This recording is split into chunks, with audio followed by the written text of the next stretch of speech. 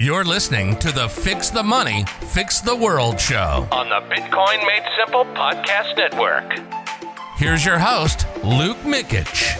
Welcome back to the podcast, guys. I hope you're doing well. And today we're going to be answering some hard-hitting questions that not a lot of people like to discuss.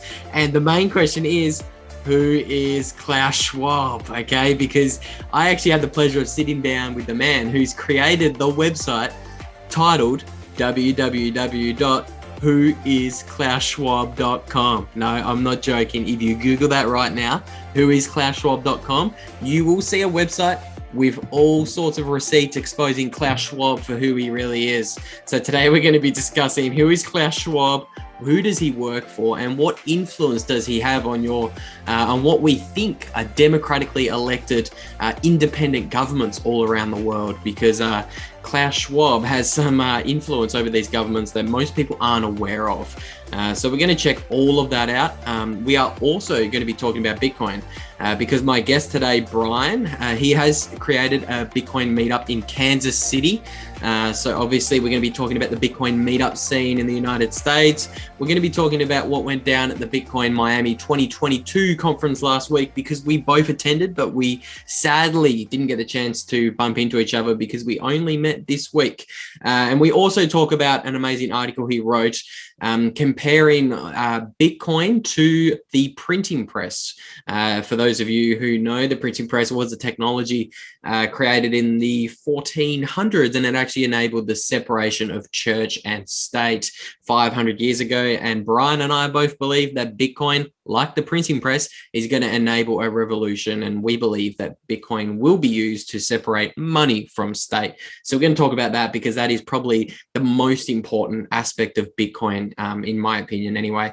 A little bit of housekeeping too.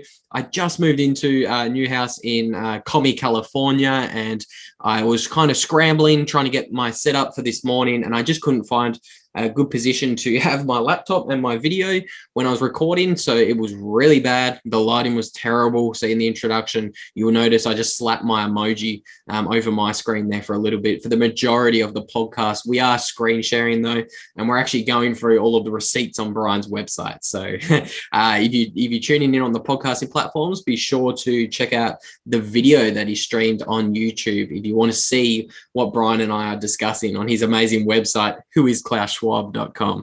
But we should probably hear from today's show sponsors who make today's episode useful. We talk about the cyber polygon cyber attack, okay, that Klaus Schwab and the World Economic Forum is predicting about. And I reckon if you've got Bitcoin on an exchange during a cyber attack, that Bitcoin is not your Bitcoin, okay? So what you want to do is you want to take self-custody of your Bitcoin. You always hear Bitcoiners talk about not your keys, not your coins. And if you don't hold your own Bitcoin in a secure hardware wallet, you don't actually own the Bitcoin. So I would recommend you actually go and get set up with a BitBox02 Hardware Wallet. You guys know that I've used all the hardware wallets in the Bitcoin space. I've used a Cold Card, I've used a Ledger, I've used a Trezor. I've also created my own multi-sig setup with open source software like Spectre.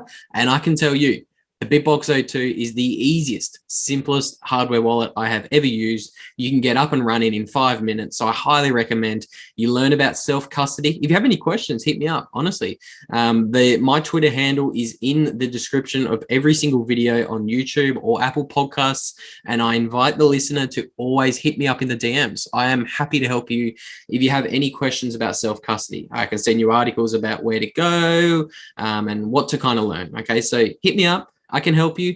If you want to grab a BitBox02 hardware wallet for yourself, you can get 5% off if you use promo code Bitcoin Made Simple.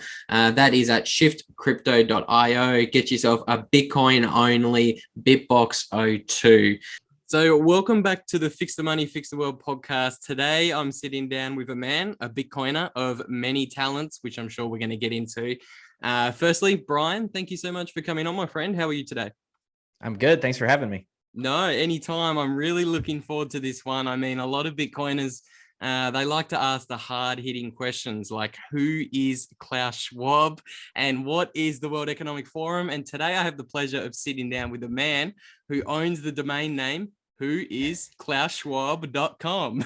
And no, we're not joking. If you punch that into Google, you will find Brian's website. But before we get into all of that, maybe Brian, you can give the listeners a little bit of your rabbit hole journey, and you're doing lots of things in Bitcoin at the moment. So maybe your rabbit hole journey will tell us how you ended up doing all sorts of different things in the Bitcoin space. So maybe we should start there. For sure. So, I mean, I would say I wasn't very aware of anything like the World Economic Forum or the IMF or the Biz or anything like that before Bitcoin. I had always read things like 1984, things like that. So I was kind of aware that there was probably some things going on like that in the world. And it wasn't until I started down the Bitcoin rabbit hole that I started asking a lot of the questions that I think a lot of Bitcoiners have found themselves asking of like, okay, what is money? Who controls that money? And so that led me to this who is Klaus Schwab rabbit hole.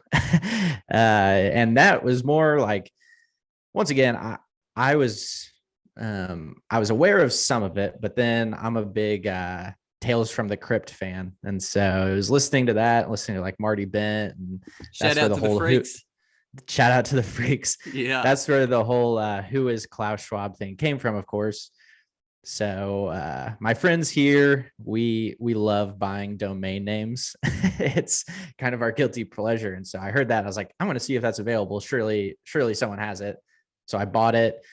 And then it wasn't till Miami that I ran into Marty, and he's like, dude, you got to turn that into a whole site. So I was like, okay, yeah, for sure. So I'd been down the rabbit hole, continue to go down the rabbit hole a little bit more as I put together this site. And I would say that as I built it, I was aware, but I mean, this stuff's kind of disgusting. I had to take a few showers in between to rinse off all the filth. That's so true, my friend. That's so true. And so this was only recently. This was Miami Bitcoin 2022 for the listeners. You ran into Marty Bent himself, and that's what spurred you to start the website? Yeah, we were just talking about the domain name. I think I had tweeted at him before that I owned it. I originally had it just forwarding to tftc.io.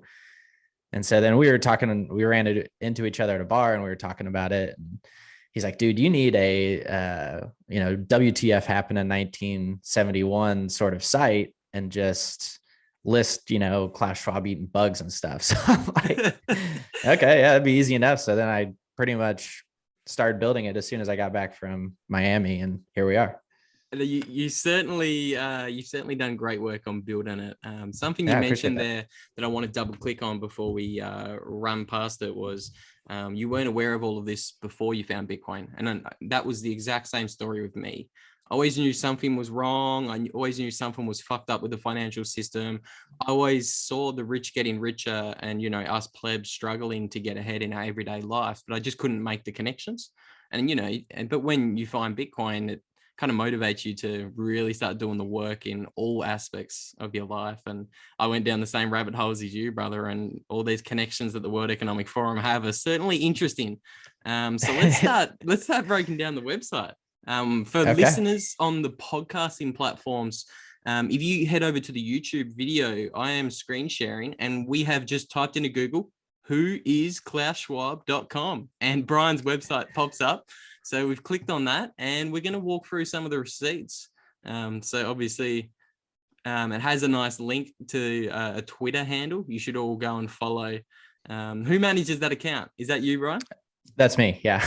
Because you have a normal Bitcoin account, which will be in the show links, which is Correct. just your personal profile, and then you also manage the Who is Klaus Schwab. That's right. Yep. And awesome. I'll even like preface this conversation with, whenever I was building this, there's a lot of funny quotes out there about Klaus Schwab of, eat the bugs and things like that. But I tried not to really, I think I used one of those memes in this site, but I try to really use stuff that can be traced to actual like World Economic Forum posts or World Economic Forum like websites, just to show that this is real stuff and they're saying exactly who they are. And so I try to put those links on each one of the pictures as well. 100%. And like, this is a website you can literally send to family members who are skeptical of us Bitcoiners and our red pill journeys, because it's all, there's no memes, there's no, I've looked at everything and it all checks out. Up on screen at the moment, we have a couple of posts about bugs in the World Economic Forum, a couple of posts straight from their website, why we need to give insects the role they deserve in our food systems. And that's a post from the World Economic Forum. Exactly. So what do you think? Obviously Bitcoin I'm a carnivore myself. I personally think the push towards bugs is they just want us to be unhealthy. They want us to be unfit. And I think they can make much higher profit margins on the bugs. But what's your thinking? What is this big push against red meat? And why are they pushing us towards all this processed crap? Yeah, I mean, I think that's exactly right. I mean, they want weak people who can't fight back. I mean, some of it might even be just the control aspect of getting people to eat bugs. These people are evil, and no one in their right mind would want their neighbor to eat bugs. I don't want my enemies to eat bugs. These are evil people that are just concerned about control. Like, if you look at this site, the push for bugs, and there's so many articles on their website about eating bugs, which I try to put some of it here, but I didn't want to do overload. But I mean, like they'll blame the climate for it. They'll say cattle are, putting off too much carbon, whatever that means. And cows are farting too much, Brian. Cows are farting too much. Boiling the oceans. That's right. It's the cows that have been here for thousands of years. It's their fault. Yeah. And so, I mean, it doesn't make any sense. It's about control.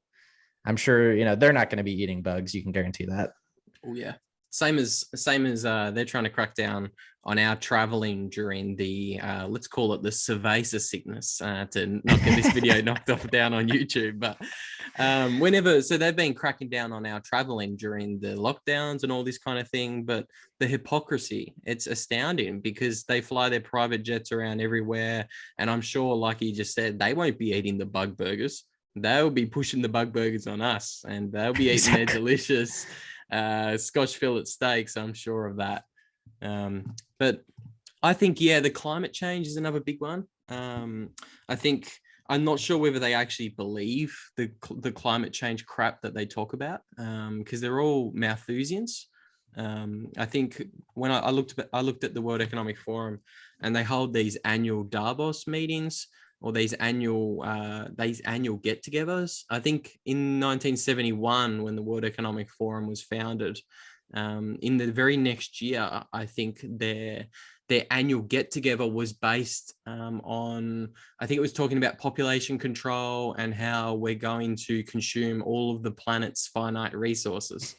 So this kind of Malthusian ideology, they were talking about it when the World Economic Forum was founded, and I'm not sure whether it's just incompetence or evil, or I'm not sure whether they believe this whole Malthusian ideology, even though it's been proved wrong for decades. But I mean, I would definitely say it's evil. It's one of those watch what I do, not what I say sort of things, or vice versa. If you look at the Davos meeting, they come in on 400 private planes. Yep. They have these, huge lines of cars. Like, they don't care. They want to make sure that they can do that. And they want to limit travel of other people. 100%, dude. 100%. Maybe having a look at something else on the website. I was doing a video for my boss, Mark, and I was doing like all the research and grabbing all the receipts for him. And we went down the World Economic Forum rabbit hole. And I was astounded at this Young Global Leaders program. Mm-hmm. Because when you take a look at the presidents all around the world, so in democratic countries as well, so people like my ex-country in Australia, Scott Morrison. You got New Zealand with Jacinta Ardern, Emmanuel Macron from France. When you start having a look at Klaus Schwab's little training programs, you notice that every single one of them were all part of this young global leaders program. So what did you think when you stumbled across those receipts? You know, the kind of funny thing is I have noticed this. There's a correlation, it seems, between people in the World Economic Forum and Ethereum. Yes. And I was in the speech of Peter Thiel down in Miami. And did you happen to listen to that? Yeah, dude. Yeah. And, you know, at the beginning, he starts like talking about the use case of Ethereum. And I look at the person next to me and I'm like, dude, that makes me think he's somehow involved with the World Economic Forum. And I said that to a couple people and they're like, no, dude, like no chance. And then of course I come back and I go to this website and there's Peter Thiel on it. Wow. I didn't see the Peter Thiel website. He's a young global leader. Yeah, he's on there. Yeah. Oh, wow. Wow, that's interesting because I've seen other connections with the Ethereum Foundation. One of the there, right above Zuckerberg. Yeah, Zuckerberg as well. Peter Thiel, Mark Zuckerberg, all part of the Young Global Leaders program that are hand trained by Mr. Klaus Schwab himself. So I think it's interesting. And there's also another lady who's part of the Ethereum Foundation, and she's also a young global leader. I might pull it up, see if I can find her name. Ethereum Foundation, World Economic. Yeah, I forget her name. I know who you're talking about. Yeah, here she is, Aya Mayaguchi. She's supposedly part of the World Economic Forum and also joins the Ethereum Foundation as the executive director. So I think Alex Svetsky always talks about this, and he says the biggest attack on Bitcoin is actually crypto. It's not. That's their kind of attack avenue, because obviously they can control the other 12 or 15,000 coins because they're not decentralized, and obviously that's why we Bitcoin. And I think I noticed you guys are Bitcoin only as well in your. That's right. Yeah, I love that. Yeah, it's the only thing that makes sense. This is probably the biggest reason I point people away from Ethereum, honestly, is ever since I kind of stumbled across this correlation. I really think that this is, I don't know if it started and then they decided they were going to try to use Ethereum as their weapon, or if, you know, that's kind of how it started. But I think this was probably what they thought is their best bet to take on Bitcoin. Yeah, me too, dude. I think in 2013 when Silk Road got shut down, I remember at least watching a video from a lady who was part of the US government, and she was saying, look, we can't shut down Bitcoin. It's too late. It's too distributed. I think this was in 2013. So I think they've kind of been formulating social attacks against Bitcoin since then, because obviously I think around that time frame, 2013, 2014, that's when that narrative came out about it's blockchain, not Bitcoin, and all the banks started talking about that. So that's what originally kept me out of Bitcoin. I heard about Bitcoin for the first time around then, and, you know, trying to sound smart with friends, I'd be like, oh, it's blockchain, not Bitcoin. And I knew nothing what I was talking about. And later I realized how stupid I was, but they convinced me for a while. We've all been there, man. I was trading shit coins back when I found Bitcoin. It's a steep learning curve. But yeah, just before we round out this kind of look at the website, we can see like the metaverse. What is the World Economic Forum's obsession with the metaverse? What? Yeah. What do you think? Go on. No, I was just going to say, is they going to try and co-opt this whole metaverse? Is it going to be like what's that movie Ready Player One, where they've got us locked in our little pods and we're in our little virtual lands controlled by Zuckerberg? Yeah, I think I think that movie's probably more spot on than I'd like to believe. Except the creator of the metaverse in that movie is kind of this altruistic guy, which I don't buy in our real world. I put the metaverse stuff in there because, of course, that last name on the young global leaders is Zuckerberg. And so I'm like, okay, well, that's an interesting correlation. So then I think I just searched metaverse on the World Economic Forum site. And if you scroll up, you see how many recent articles alone that they have on the metaverse. I mean, oh, wow. That's 7. I mean, what do we got there? 19, 20 articles just on the metaverse. And so then I put excerpts under that of some of those articles that I found the most interesting. And you see that they are, one, really trying to push towards, normalizing it, first of all. Second, that it's actually going to be this place that we live, do business. I think this is one of the most dangerous things that's on the horizon, because I think Bitcoiners for the most part are going to be pretty smart of, we're very like, build your citadel, get some land and some cattle, things like that. I mean, seems to be a pretty new Bitcoiner trend, which is awesome. And I think that we'll stay away from the metaverse for the most part, but there's going to be people that are trapped in this thing, who live in this thing, and who just quit being able to function in society because of the metaverse. Another thing I found pretty interesting is that if you look at a lot of these articles, and this goes across all the World Economic Forum articles I read, but the implication for all of them is you need us to keep you safe and to help you. I mean, all those articles are pretty much, this is the world that is coming, except the metaverse, but there's going to be a lot of dangers. And so we need to be able to regulate it and keep it safe for you. So trust us. That's what it always goes back to.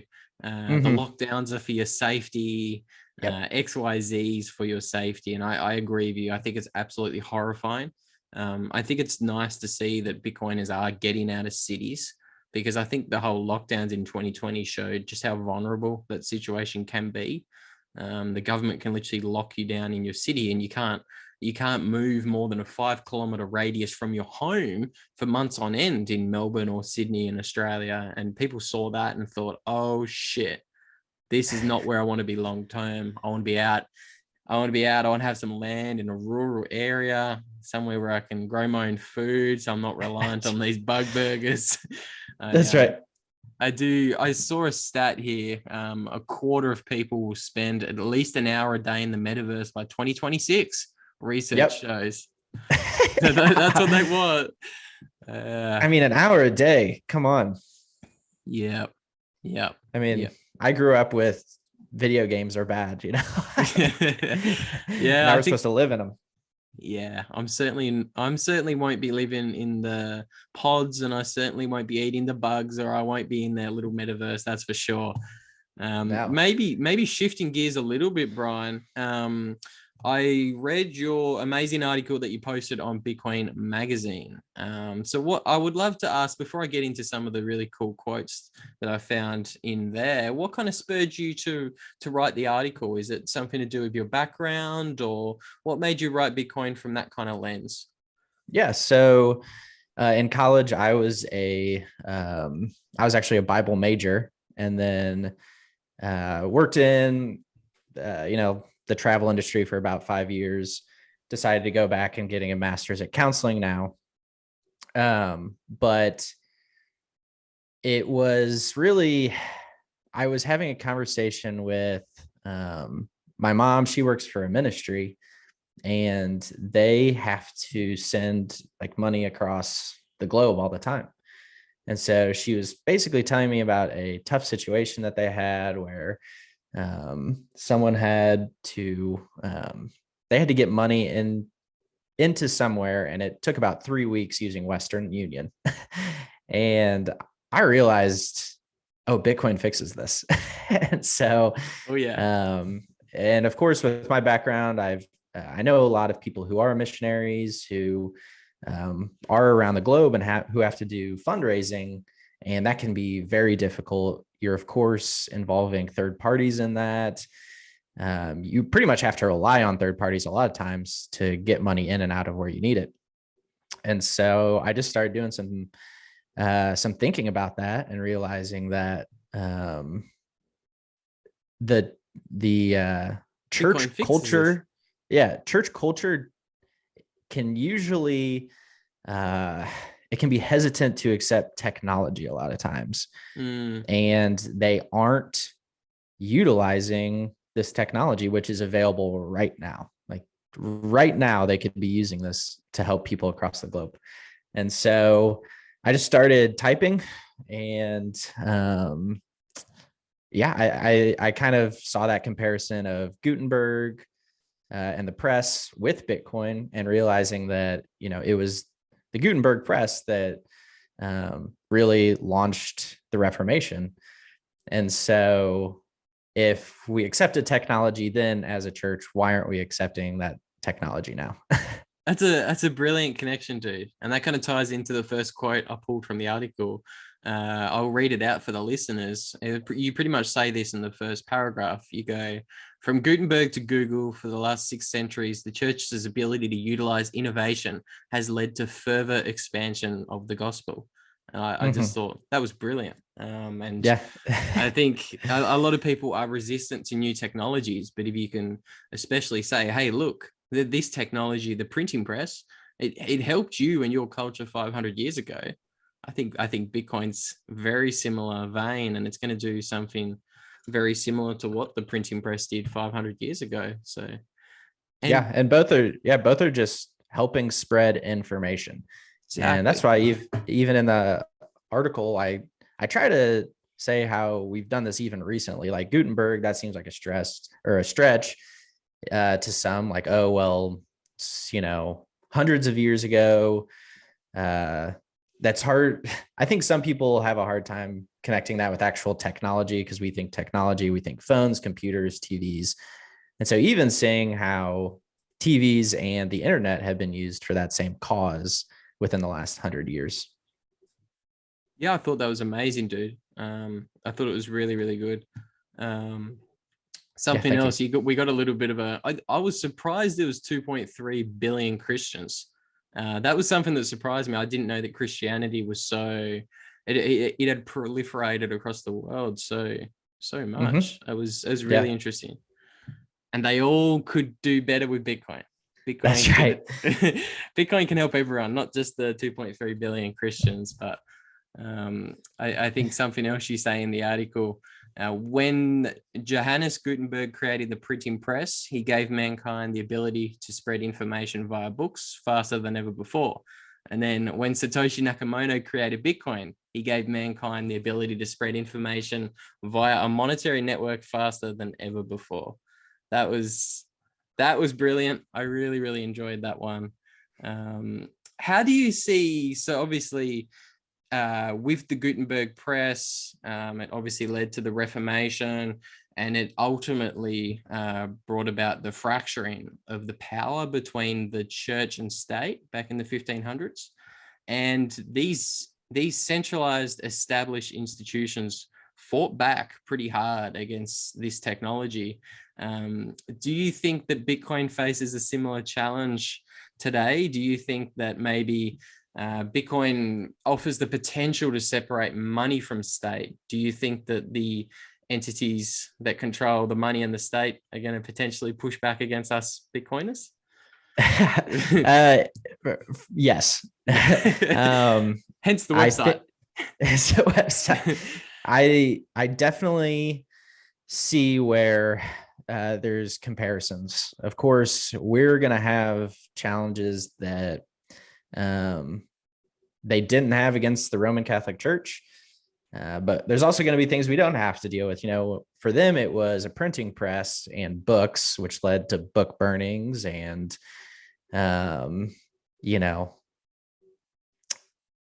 it was, obviously a much more visible there, what they were doing.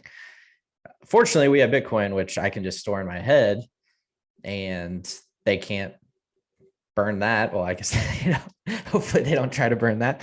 Don't tempt Klaus.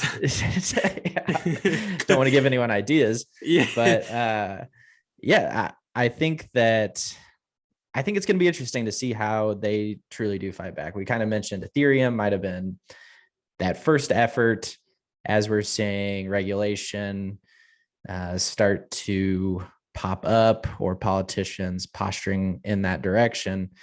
It's going to be interesting to see what they try. I don't even know if we've received their hardest punch yet, but just like the Reformation with the printing press, we're going to win. I couldn't agree more, dude. I really do think we're going to win, but I do question whether we have received their hardest punch or not yet. I personally escaped Australia just because I expect punches to continue to come. And it kind of goes to that whole thing that you read from the article of spreading information. It's hard to suppress the spread of information that travels quickly. And that's what the printing press did. And so Bitcoin spreads information much faster. And so I think it's going to be that much harder for them to stop. I really do agree on that. I think a lot of people are looking at the next decade, or even I was talking to someone yesterday who said he sees the next couple of decades being potentially a really kind of gruesome fight between the state and the sovereign individual. But I'm in the same boat as you. Like, information is spreading so quickly these days. I don't think that we'll have to be bunkered down for decades upon decades. I really see everything escalating in the next handful of years in particular. Yeah, and they're playing their hand faster than I think they wanted to because of Bitcoin. And so, I mean, this decade is going to be fascinating. There's scary parts to it, but I really think this is the best time ever to be alive. To say we lived in this period, I mean, I think it's going to be amazing.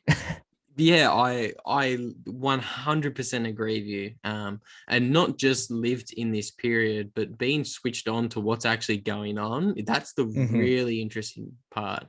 Like, this is absolutely fascinating. I'm lucky enough to be in Bitcoin 24/7 full time now. So like, my job's just to follow all of the crazy things that are happening all around the world. Like, Russia just had $600 billion of its central bank reserves frozen last month. And I think everybody's been woken up to the fact that they need Bitcoin. Actually, speaking of Russia and nation states, what do you think Russia is going to accept Bitcoin? Because I think Putin said, hey, look, or maybe one of Putin's advisors said, hey, look, we're going to accept Bitcoin as for our oil and gas. We're going to accept rubles, gold, and Bitcoin. What did you think about that? And maybe which countries do you see over the next handful of years that are going to be potentially favorable towards Bitcoin and maybe even adopt it? Yeah, I mean, I don't, maybe I'm bearish. I've been bearish recently, but I don't think it's ever going to happen as quickly as we think it will. I think, man, it's just tough to know. I think all these countries, even these evil powers of the World Economic Forum, are way smarter than we give them credit for a lot of times. And I think they understand what a threat Bitcoin is and just in my opinion, for Russia to accept it, it is going to be the energy markets. And I think as we see more of these companies experimenting with the mining aspect and how they can use that to unlock energy, that'll be what it is. I have a hard time believing Russia's going to just start accepting Bitcoin or transacting in it. Seems like the incentive for them is to team up with China or something like that using the digital yuan. But I also know nothing. So uh, you and me both, the brother. I'm just trying to learn. I love to speculate, but the countries that I I mean, it seems like Latin America has the most to gain in a lot of ways, and I think it's really cool what's going on down there with, of course, El Salvador. We're seeing Bitcoin Lake. It seems like it's just fertile soil for Bitcoin, and I would imagine those are the countries that accept it first. But might be a great opportunity to move down there. Yeah. Well, that's actually where I'm going. If I get kicked out of the States at the end of my 90 days, I'm going to probably Mexico. And if I can't get back into the States, I'll probably go to Honduras. I think they just recently announced at the Bitcoin 2022 conference that a little island or maybe a little city within Honduras has made Bitcoin legal tender. It's like 40 acres. Yeah. Is that all it is? It's 40 acres. It's pretty small, I think. Oh, shit. That puts a bit of a target on your head. That's a bit too small for my liking. Yeah, you're going to be noticed. Maybe that area in Portugal. I think because there's a city or an island in Portugal that also said the same thing. What are your thoughts? Are you going to, because don't dox yourself, but you're in America at the moment, aren't you? That's right. Have you ever considered any of these little Bitcoin citadels popping up around the world? Well, I mean, they sound fun, and I hate cold weather. But I'm also, I mean, this is on Twitter, so I'm not really doxing myself. I mean, I'm a Missouri maxi, so this is the greatest state in the union. I'll say it 1,000 times, and so cool. Yeah, I'm pretty committed to my community. If something came up and I had an opportunity to do something that's pretty once in a lifetime, with, Bitcoin in one of those, nation states or whatnot, I'm not saying I would turn it down, but I'm also not the one who's just trying to run away from perceived problems that seem to be popping up with regulation, legislation, and whatnot. And so currently very committed to where I am.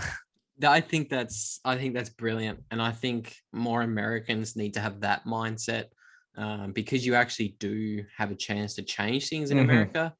You have this republic kind of set up, and just that kind of ability isn't the same in basic monarchies like the UK and Australia. You just don't have the same ability to change things. So I would encourage all US Bitcoiners to do the same thing. Stay and fight, because when I look around the world, there's not many better places for freedom or fighting this potential pushback that may come than, say, America or Latin America as well. I really do like Latin America, but obviously a little bit of a different living standard down there than it is in America. Yeah. You mentioned your home state, dude. Maybe you can tell us a little bit about the meetup scene For sure. in where you're at, because I believe you've had a hand in some of the local meetups down there. So what's going on in Missouri? Is that right? Yeah, that's right. That's right.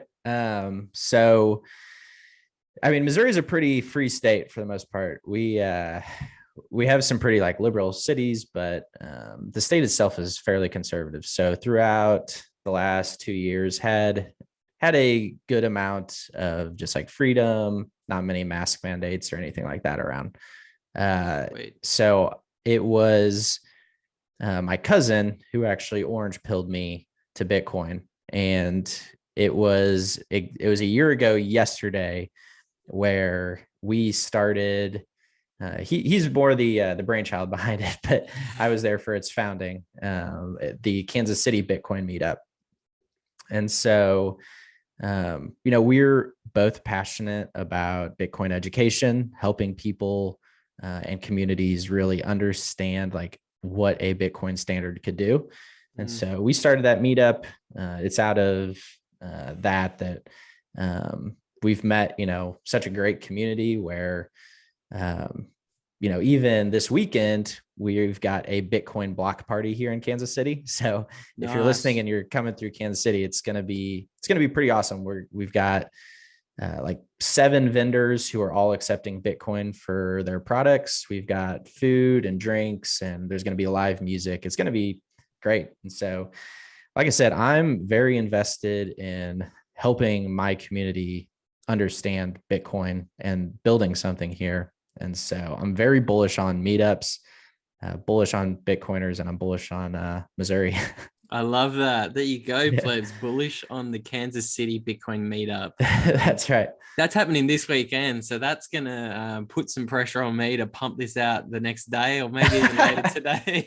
Yeah. So hopefully there are some Bitcoiners listening in the Kansas City region, and they head on down and say g'day to Brian and ask him the big questions like, who is Klaus Schwab? Who is Klaus Schwab? Yeah. No, that's awesome, dude. That's really cool that you've started a meetup. I think that's great. I think more Bitcoiners are going to do that. I'm actually thinking about doing the same thing in the town that I'm staying at in California. I'm out of the ghetto and the commie and the blue parts of Cali. It's in, I am in a red county, so and thinking about doing the same thing. There's great meetup scenes out there too. There is. Yeah, there really is. But you can never have too many meetups because meeting Bitcoiners in person, it's a beautiful thing. that's right.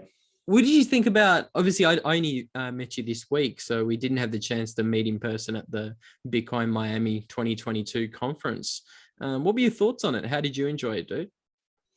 Yeah, I had a great time. I thought it was well done. Of course, there's way too many NFT ads and stuff like that, which try to see past for what it is. But man, it's just so good being around Bitcoiners, getting to just connect with a lot of those people, a lot of people that you see or hear their podcasts all the time. But I don't know, there's just a lot of energy down there. I think that was way too long to be in Miami, but I was so excited to get back, and I think I need a whole year to recover. You and me both, brother. I think I had about so I was there for 5 days, and I think combined I had less than 10 hours sleep. So I was destroyed. I looked like a walking, talking zombie by the end of it. And it was nice to get back home and recover. But yeah, I echo exactly what you said, man. It was amazing to meet Bitcoiners in the flesh, because we talk on Twitter all day, every day, and getting the chance to meet Bitcoiners from all around the world was fantastic. Do you have any favorite moments from the week? Favorite moments? I would honestly have to say meeting the Bitcoiners. If it was a conference moment in particular, I didn't watch many of the talks. I watched Rabbit Hole Recap live. That was pretty funny. I was there for that too. Yeah. Were you really? Yeah. That's wild. When all the bands stood up with their signs at the end, that was brilliant. Yeah. Who do you side with? I stand with the bands. Oh, really? Yeah.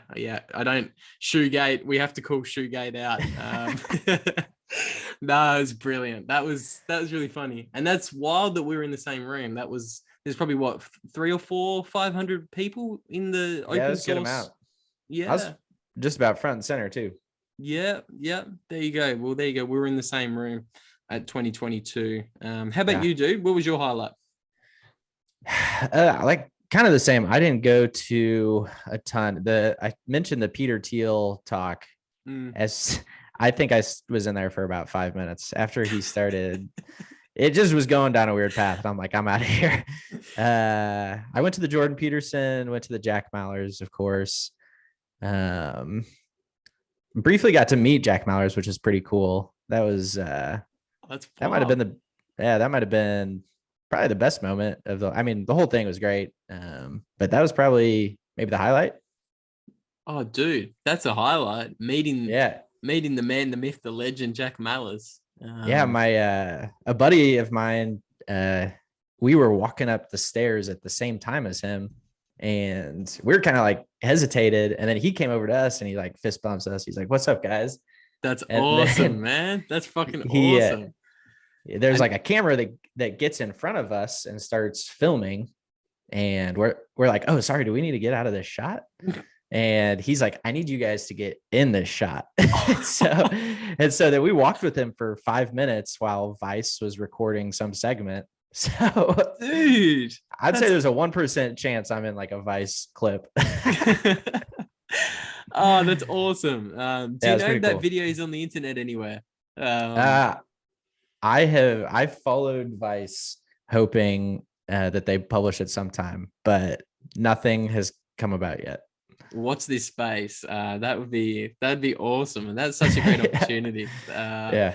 That's just what the Bitcoin conference is like. Like you see, obviously there's mostly Bitcoiners listening to this podcast, so that they would know the names of people like Greg Foss or Preston Pish and Andy Edstrom and Jack Mallers, Marty and Matt from the Towers from the Crypt. It's pretty wild just seeing them walking around in person at the conference. Yeah. It's how long do you think that lasts for? How many more conferences? That the big names are hanging around? Yeah, I mean, even seeing guys like Max Kaiser walking around, you got to think if the price 10x is 100x, X is like they become more and more untouchable. Yeah. I think people like, I think Matt and Marty would probably go undercover sooner than most because they understand where the world's going. I think if I had to put a price on it, it's probably another 10x from here. So when Bitcoin's $500,000, I think that's going to bring a lot of attention to it. So I think that's when Bitcoiners start taking their security a little bit more seriously. I think we're still fringe at the moment. I like to hope. That's probably the point where I do go to like a South American country is just hide out for a couple of years. I'm with you there, brother. Hide out Maxi. You and me both. You'll find me in El Salvador. Dude, I think we've just about, I've kept you for nearly an hour now. And I've just about hit on everything I wanted to hit on with you. Just in kind of wrapping this one up, is there kind of anywhere that you'd like to send the listeners to learn more about yourself or connect with you, or any final thoughts there, dude? Yeah, for sure. So my personal Twitter handle's @TurboHodl. And then I, with a couple other KC Bitcoiners, Mitch and Don, we do the Orange Pill Addicts podcast. You can also go to orangepilladdicts.com. We've started doing a blog on there as well. And then, of course, whoisklausschwab.com. And the Twitter account for that is Who's Klaus Schwab. That's amazing. And good podcast too, plebs. I've already watched 2 or 3 of the episodes from Orange Pill Addicts and highly recommend it. Good bunch of Bitcoiners you've got there. So stick that on your weekly podcast list for the listeners. It's a great one. I appreciate that. Anytime, brother. Anytime. I appreciate you coming on, Brian. It was nice to meet another Bitcoiner. So thank you so much for coming on, and we'll talk again in person one day, I'm sure. Yes. Thanks for having me. This was fun. No worries. See you, dude. See you, listeners. See ya. Hey, so what did you guys think about that one? Did we go down some rabbit holes that we shouldn't have gone down? Let me know in the comments if you think Brian and myself are just some crazy tinfoil hat conspiracy theorists, or do you think we are over the target? Do you think Klaus Schwab has more influence over our quote unquote democratically elected government leaders all around the world? I'm not so sure. We honestly didn't even get to dive into half of that rabbit hole. It is a deep one, but that can be done in another podcast. If you enjoyed this one or you got any value out of this one, you can help us out by giving it a share, giving it a like, subscribing to the YouTube channel. Corey, myself, and Phil, who have just now joined the Bitcoin Made Simple podcasting network, we have some pretty big plans and we want to really start pumping out some really great content for you guys. So if you subscribe, you won't miss a thing we do. Anyway, I hope you guys really have a good weekend. Don't listen to this podcast before bed because it will give you nightmares. Klaus Schwab has influence in all sorts of different areas and it's not fun to think about, but always remember, Bitcoin is hope. Bitcoin defunds, that is. Bitcoin defunds these evil people around the world who benefit from the Cantillon effect, okay? So when we take the monopoly of money out of their hands, we also decrease their power. So Bitcoin is hope and take the orange pill. I hope you guys have a great day. This is me signing off. See you guys.